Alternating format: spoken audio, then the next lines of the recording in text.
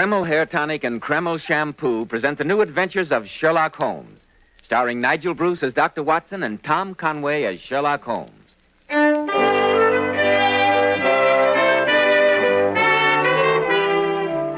Well, once again, it's Monday night and time to call on our good friend and host, Dr. Watson.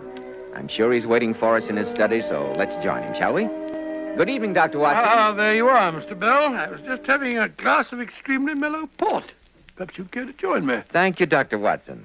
You're always the perfect host, just as you are the perfect storyteller. Ah, you flatter me, my boy, though I must confess that the ingredients which make up tonight's new Sherlock Holmes adventure are so strangely assorted that even an old gentleman like myself can hardly fail to make it an exciting yarn. And just what are the ingredients in tonight's story, Dr. Watson? Well, let me see.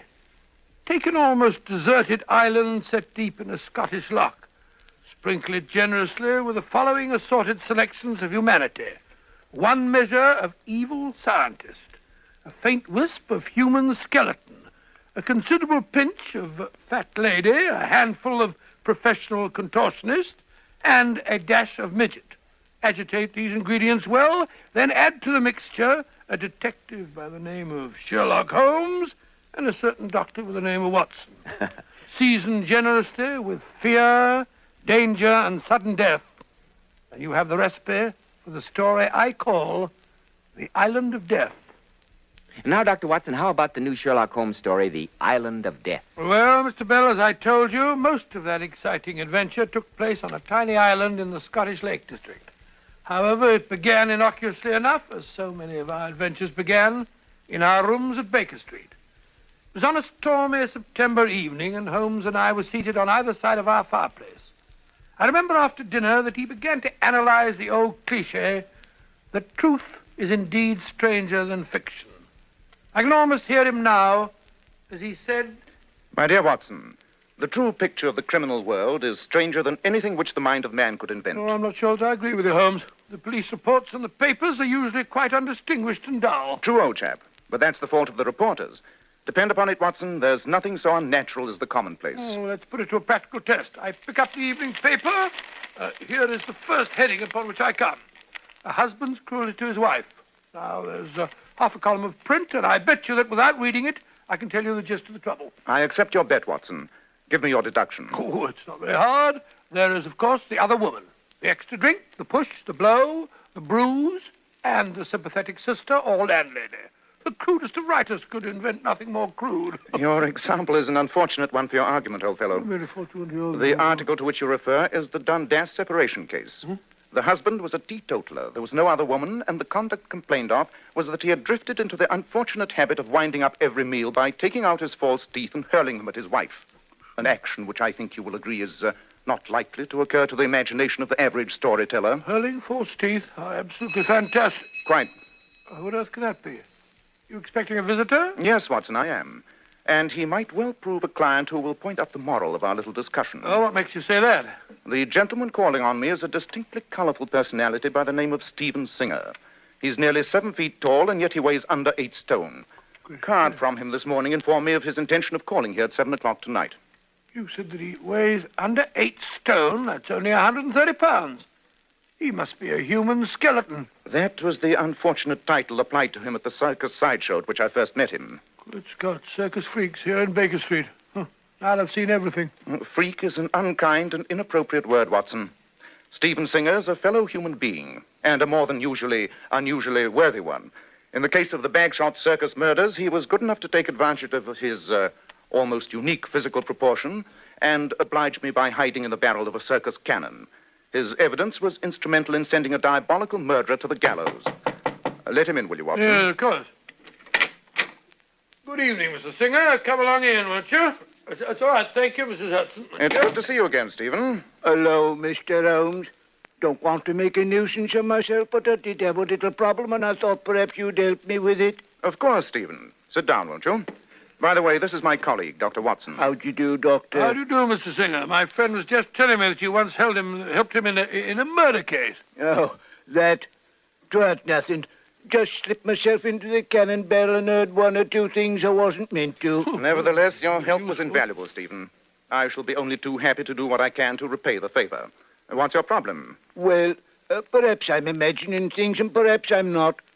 But wouldn't you say it was a rum thing if a professor offered me and three of my pals from the circus 50 quid apiece to go to some island in Scotland for a week? Yes, indeed. I should say that that's extremely odd. Can you give me a few more facts? Well, Mr. Holmes, this professor come to the circus 3 nights ago when we was playing at Stafford at the Bow. What was his name? Professor McElwraith. Funny-looking cove with a bushy red beard he was. Indeed. I've heard of the gentleman. I understand that he is something of a rebel in the medical profession. He returned from Vienna recently, where he's been studying under Dr. Freud. Dr. Freud? Never heard of him. You will, Watson, you will. Uh-huh. He devotes himself to the psychological aspects of the human body. Pray continue with your story, Stephen. Well, Mr. Holmes, he approached me and three of me pals. And who are those pals? Well, there was Bill Carew, the major we call him. He's a midget. And there was Belle Brackett, the fat lady. And the third was a bloke who joined the circus 2 days ago. Jeff Walner's his name. I haven't seen his act, but he bills himself as the Injure Rubber Man. Professor promised us 50 quid apiece, our tickets on the Scotch Express tomorrow morning, and told us he'd have a boat waiting to ferry us out to his island when we got there. Holmes, there's something devilish going on here. A professor who studies psychology wants 4 people to go to a lonely island. A midget, a contortionist, a fat lady, and the fourth... Oh, that's all right. I'm used to it, Doctor. The force of human skeleton. Oh, I wouldn't say that. That's what you were going to say. And now we all agreed to go up there. We didn't like the bloke, but none of us can turn down 50 quid. But we got to talking after he'd gone. Supposing he's up to doing us a bit of no good. And anyway, he made us sign that paper. Paper? What paper? I don't remember it too well, Mr. Holmes, but it did say that if anything was to happen to us, the professor wasn't responsible. That's what started us to talking and worrying after he'd gone. And that's why I've come to you. I'm glad that you did, Stephen. Did you inform your friends of your decision to come to see me? No, Mr. Holmes, I didn't. I might have done it if I'd have been sure you wouldn't have laughed at me. I'm convinced that this is no laughing matter, Stephen. Unless I'm much mistaken, there's devil's work afoot. Then you'll come up there with us, Mr. Holmes? Yes. Tomorrow morning, Dr. Watson and I will meet you in Scotland.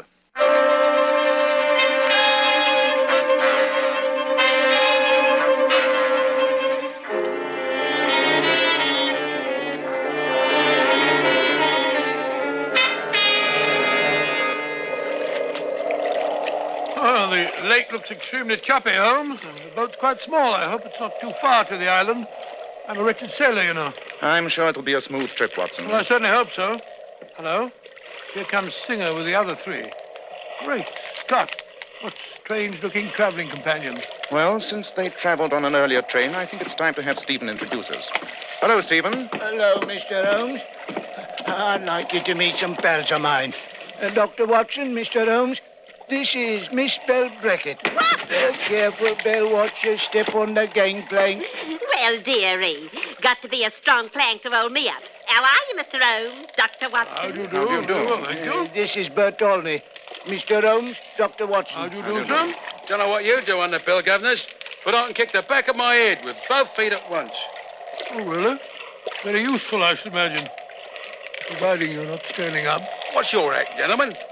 Act? Well, we haven't exactly got an act. Just regard us as friends of Stephen's. We thought a little trip to the Highlands might do us good. Huh, it'll do me 50 pounds worth of good. That's all I know. Put 50 more pounds on me, dearie, and I'd explode. And this is Bill Carew, the major, we call him. And Dr. Watson, Mr. Sherlock Holmes. How do you do, Mr. Good evening, gentlemen. I do hope this isn't going to be a long journey. I'm really rather a poor sailor. Well, I just said the same thing myself, Mr. Carew. Oh, call me Major. Everyone calls me Major. I suppose it's incongruous when you consider that I'm only 4'3", but I do like the nickname. Have a cigar. Cigar? Oh, no, thank you very much. Well, Major? we're all aboard, Mr. Holmes. Might as well get going, I suppose. Why not, Stephen? All right, Captain. We're all here. You may as well get started. Dr. Watson, Yes, Mr. Alden? do me a favour, will you? Give us a scratch between the shoulder blades. Give you a what? A scratch between the shoulder blades. Oh, That's it. As soon as we crossed the border, these Scotch fleas started to bite on me. Thank you kindly. A starlit night, Watson, and a spanking breeze. I wonder what adventure lies in store for us. I have a feeling that Professor McIlwraith may not be too glad to see us.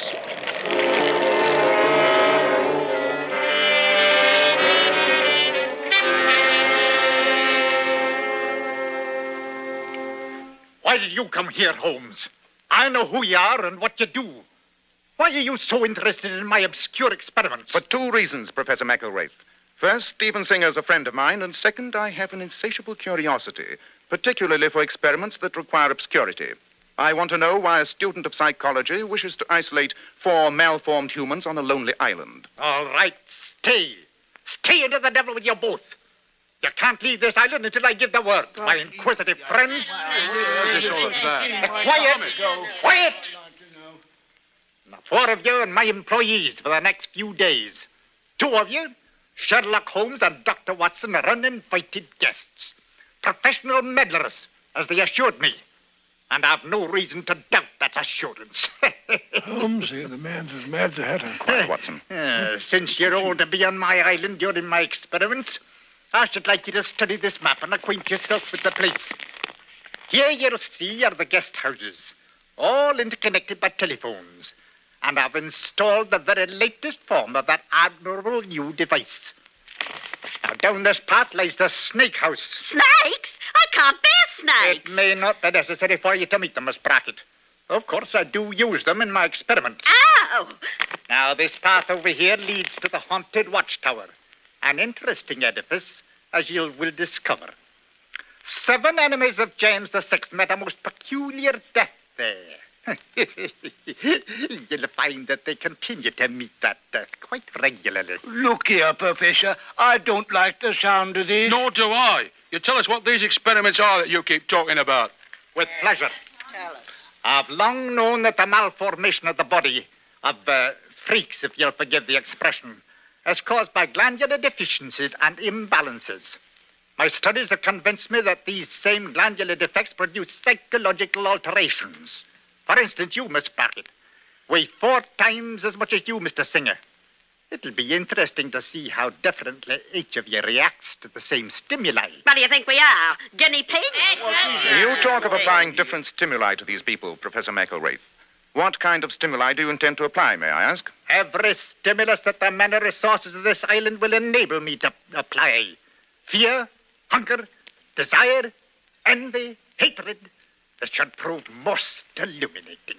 Most illuminating. I won't stand for it. We're human beings, not a bunch of animals. That's right. Let's go on. No, you're right, Belle. Of course he is.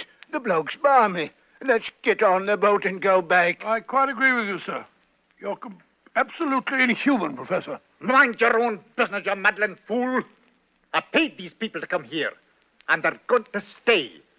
You and your friend are more than welcome to leave, however. No, Professor. I shall make myself personally responsible for seeing that these good people return to the mainland tonight. That's right. Indeed. Then you must be an extremely strong swimmer, Mr. Holmes. What do you mean? The boat left this island an hour ago. It will not return for 5 days. You fools! You grotesque idiots! You're trapped! So go to your quarters, all of you. Go on! And don't be surprised if I begin my experiments before the night is over.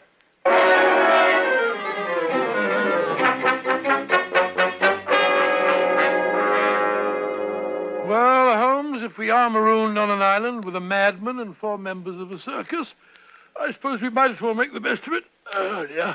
I think I'll turn in. What the devil's that? The telephone. Wretched instruments. They're just a passing fad. They'll never catch on, you mark my words. Yes, what is it? Mr. Holmes, are you in your cottage? Since I'm obviously at the other end of this wire, yes. Dr. Watson, is he with you? Yes, why? I'm worried, Holmes. A few moments ago, I caught a glimpse of a figure standing near my library window. I'm speaking from there now. I thought it might be you or Dr. Watson. But if it isn't, I'm afraid... And, well, you might be, if only of your own conscience. I'm afraid of them, the freaks. They're so angry. They might will... I'd hardly blame them. If you're frightened for your safety, the best thing to do is to let us all leave here at once. Are you sure it's impossible to summon the boat before 5 days are gone? Well, no, I did lie about that. I could give a signal in the morning by hoisting a flag on the watchtower. Just a moment. There was a stone dust against my window. I'll be back, Holmes. Don't hang up. What does that devil want, Holmes? Sounds distinctly subdued. He's frightened, Watson. He says there's someone lurking outside his window. Holmes, are you still there? Yes, Professor? What's wrong? That figure just standing in the shadows. I can see it from where I'm talking. I can't see the face, but it's... Holmes! It's raising its arm! It's got it!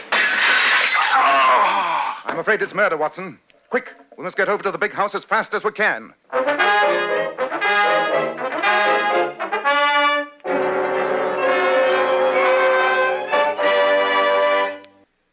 Well, Dr. Watson, when you got over to the big house, did you find Professor McElraith was dead? Yes, Mr. Bell, a quick examination of his crumpled body told me that he was beyond mortal aid. Holmes lost no time in examining that room of death. This crime isn't very hard to reconstruct, Watson. The dead man was standing here as he spoke his last words to me on this telephone. Yes, and the window is beside the instrument. The glass in one pane is shattered. Yes, at a height of approximately 5 feet. The professor was shot in the temple. He was about 6 feet tall. The line from his wound through the broken pane would indicate that the killer stood out there in the rose garden. What's up, Mr. Holmes? Yes, we heard a shot. Anyone get hurt, dearie? Yes, I'm afraid they did. Professor McElraith has just been murdered. Murdered? Well, can't say I'm sorry. Perhaps not, Major, but the fact remains that his killer must be brought to justice. By the way, only 3 of you are here. Yes, where's Bert Olney, the contortionist? I don't know. He went straight to his cottage when we got back from the big house. That's the last I saw of him. You know, it's a funny thing. I was only half awake, Mr. Holmes, but I thought I heard 2 shots, about 5 minutes apart. 2 shots? And Bert Olney has not appeared? We must go over to his cottage at once.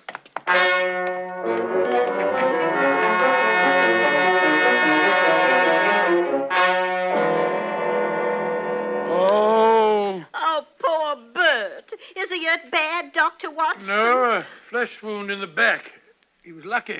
Curious. Observe the revolver lying on the floor beside him.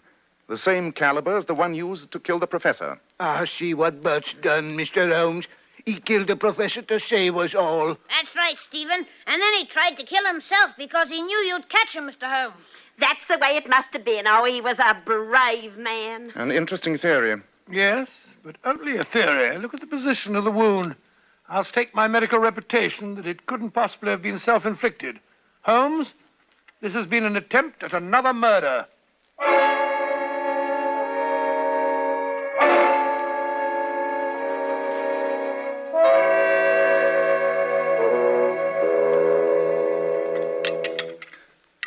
More coffee, Watson? No, thank you, Holmes. I've drunk a blasted gallon and I'm still sleepy. And I've smoked almost the entire supply of tobacco I brought on this trip, and I'm still very wide awake. I asked questions until well after midnight. And what did I learn? The servants all alibi each other. Precisely. And that of our party of 4, no one is able to provide an alibi for the other. So that it must be one of them. As ill-assorted a group of suspects as we ever met. Yes. It's a strange business. Why the attack on Olney? The professor, yes, that's quite understandable. But why Olney? What singled him out from the others? Oh, I don't know. He's a contortionist, but he's perfectly normal looking. He doesn't seem like a freak. Of course. That's it. Thank you, Watson. You've given me the other end of the thread. Oh, have I? Round up the others and bring them to the haunted tower. The dawn is beginning to break, but before we hang that signal for rescue, I shall find the answer to this bizarre problem.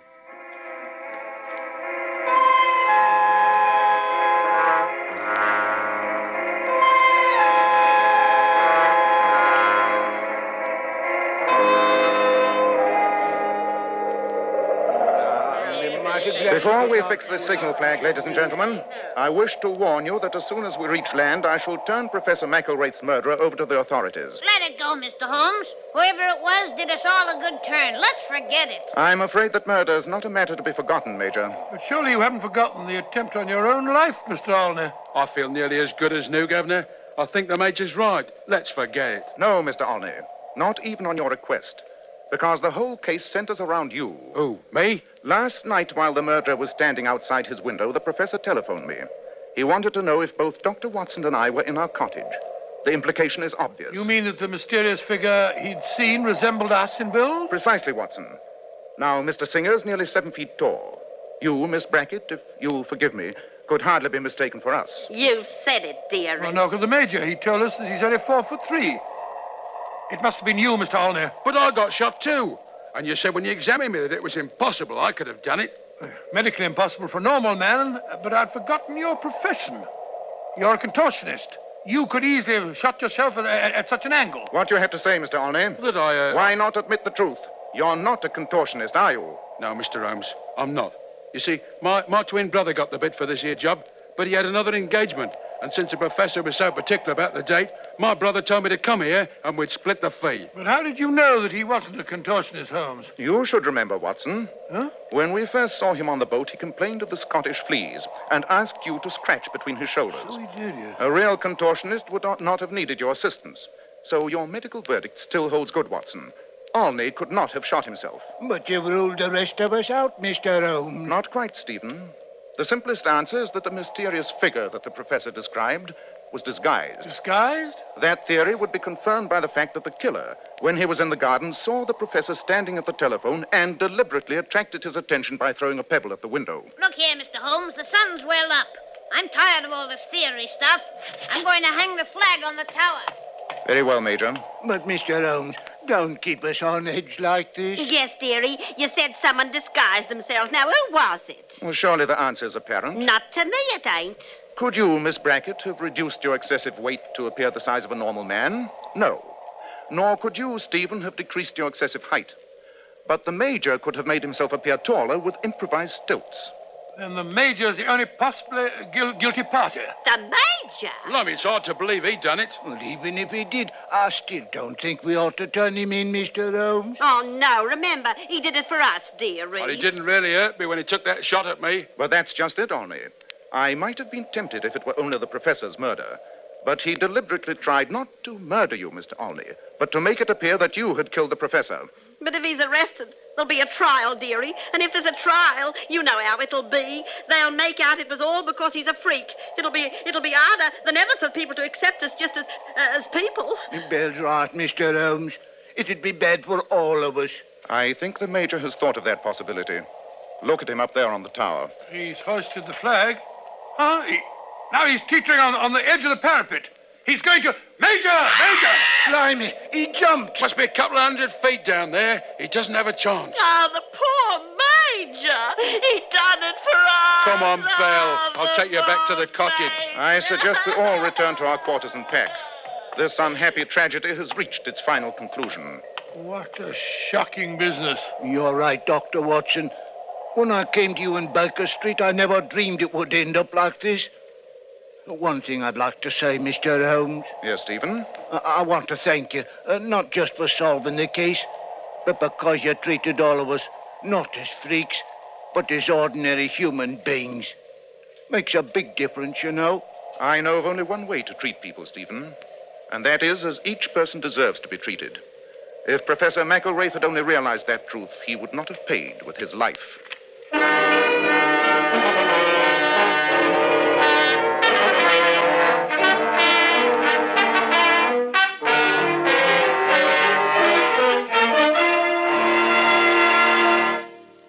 Now, Dr. Watson, what about next week? Well, now, let me see it next week. Well, now, next week, I think I'll tell you about another of our encounters with the infamous Professor Moriarty, and how Holmes deduced that an apparently unimportant robbery in a Sussex vicarage was in reality part of a plot that threatened the safety of all England. I call it the strange adventure of the pointless robbery.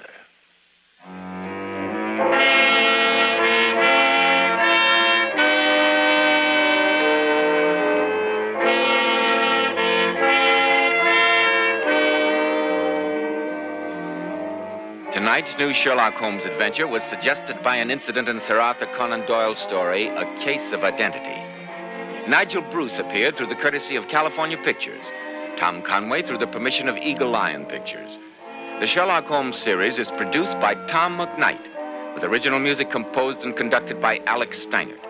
This is Joseph Bell speaking for Kreml Hair Tonic and Kreml Shampoo, and inviting you to be with us next week at this same time, when Dr. Watson will tell us about the strange adventure of the pointless robbery.